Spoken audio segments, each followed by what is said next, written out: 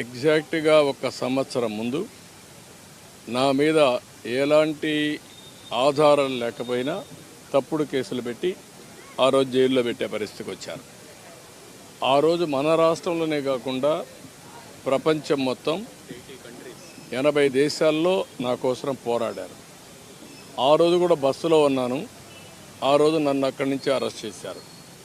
ఈరోజు కూడా మళ్ళా ప్రజలకు కష్టాలు వస్తే అదే బస్సులో ఇక్కడ కలెక్టరేట్లో ఉన్నాను. డిఫరెన్స్ రెండు ఒకటే, కానీ వ్యత్యాసం లేదు. కానీ ఆ రోజు ప్రజలు నా కోసం పోరాడారు, ఈరోజు ప్రజల కోసం నేను యుద్ధం చేస్తున్నా. అదే డిఫరెన్స్. బట్ ఏది ఏమైనా ఓసారి చరిత్రలో కొన్ని సంఘటనలు జరుగుతాయి. ఆ చరిత్రలో సంఘటనలు జరిగినప్పుడు మనం ఏ విధంగా స్పందిస్తామనేది చాలా ముఖ్యం. అదే తృప్తి. అందుకే ప్రజలు ఏ పేరుతో నన్ను పిలిచినా నేను పలుకుతాను, అందుబాటులో ఉంటా.